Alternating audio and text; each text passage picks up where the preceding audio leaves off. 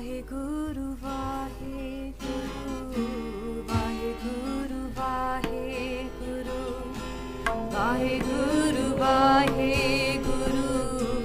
Vaheguru, Vaheguru, Vaheguru, Vaheguru,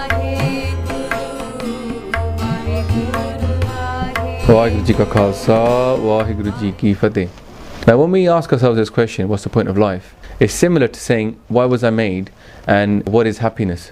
In one way, when we're growing up, we're told a very consistent message that basically life is about getting a good education, getting a good job, having a car, maybe getting married, having a nice house, having kids.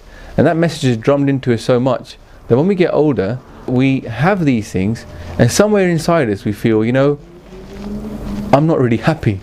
There's something missing and we don't know what it is. Or, we have this dream, we live in it, and then something happens.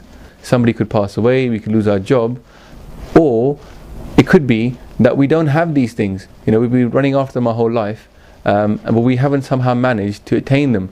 We're scared, will I ever be happy? This vision, we start questioning it. We start wondering to ourselves, what is happiness? Why was I created? What is the point of life? And crucially, we ask the question, is there more to life than this? And here's what the Gurus would say about this. Before we can look at the point of life, we need to actually understand the truths behind our soul. That firstly is subject to reincarnation. Now what this means is that our soul has been traveling on many, many lives. And Guruji gives a figure of 8.4 million lives that we've been traveling through. Some people take reincarnation to mean that actually we've got loads of chances at this human life. No. Guruji is telling us two very important quotes. He says, Ki eh manas janam dulamb hai. What that means is that this human life is very, very hard to find. It's very rare. And also, Guruji tells us the value of this human life. That heere jaisa janam hai.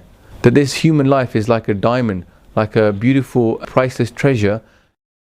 The Buddha, he said that the human life is as rare as if you dropped a needle from the heavens and it landed on a needle on the earth. We can understand it to mean like we had a lottery ticket for the Euro Millions in our back pocket and it was the winning one. Now, we'd want to do something with it, right? The second truth about our soul is when we are living in this human life, we give ourselves loads of different distinctions. Like we have so much money, we have so much power, we have this color, this creed, this religion. Now what Guruji tells us, this soul is free of all of that. So as soon as we die, these distinctions fall away. And the soul itself is what remains. And the third part of that then is that this soul is actually part of that super soul. So Vaheguru is actually what this soul consists of. And Guruji tells us that Man tu jyot sarup hai, apna mool pachan. That, oh my mind, oh my soul, you are the essence of that creator, of that light that made you recognize your origin, i.e. Vaheguru. And also, Guruji tells us an analogy about our relationship with the Creator. He says that Vaheguru is like the ocean and we are like a drop in the ocean. And we can take that when Guruji gives us the final destination of where he's reached. He says, Ki nanak leen payo gobinsyo jo pani sang pani. Guru Tegh Bahadur Ji is saying that he is merged back with that Creator just like a drop of water would merge back with the ocean. And there's no difference left anymore. So all of this can be explained now by Guruji in a shabad that we read every day in Rehra Sahib, which is the evening prayer of the Sikhs. Guru Arjan Dev Ji gives us the exact answer to this question in very simple Punjabi, very easy to understand and very clear language. Maharaj says ki Pai parapat manuk de huriya gobind milan ki eh teri bariya avar kaaj tere kite na kaam mil sad sangat bhaj keval naam Saranjam lag pavjal taran ke janam britha jat rang maya ke rahao. In the first line, Guruji tells us very clearly that you've achieved this body of a human being. This is your turn to meet Vaheguru. The word bari in Punjabi is actually when you're playing a game of cards, then it's your turn. You say teri bari. It's your turn. It's not something which is an option or an opportunity. It's your turn. And Maharaj says ki this is your turn to meet your Creator. The second part, Maharaj says ki avar kaaj tere kite na kaam. In order to achieve this mission that you've been set, there's nothing else that can be of any use to you apart from going to the Sadh Sangat, the company of the holy, and meditating upon the Naam, the name of that creator.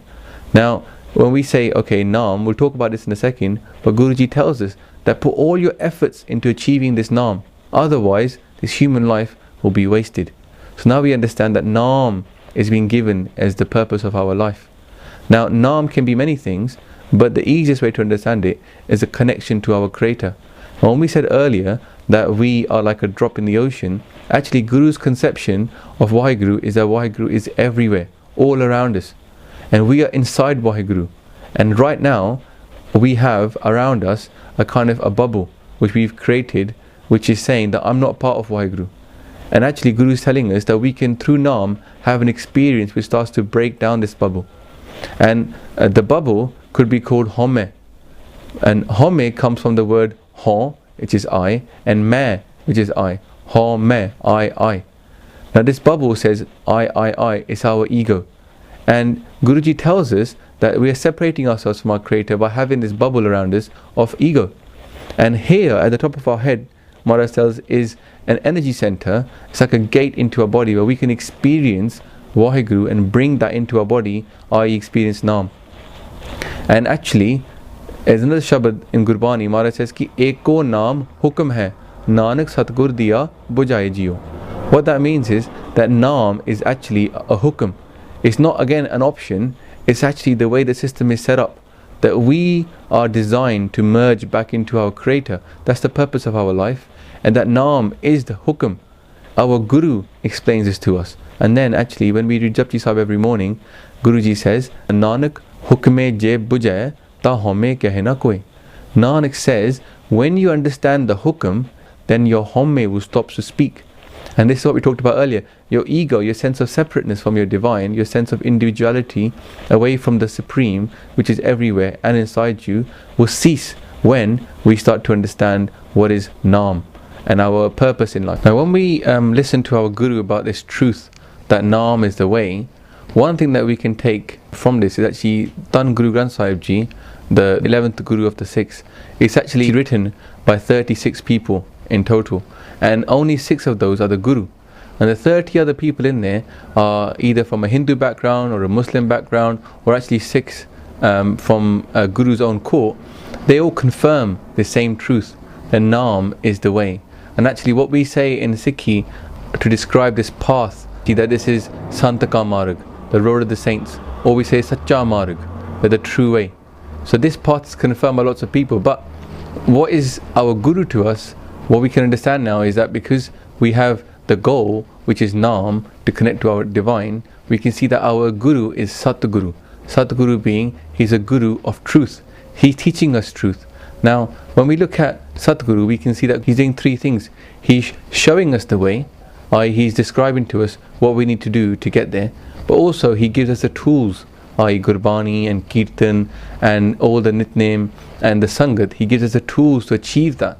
But finally, and most importantly, Guruji has been given power by Waheguru. He's been given the power of Gur Prasad.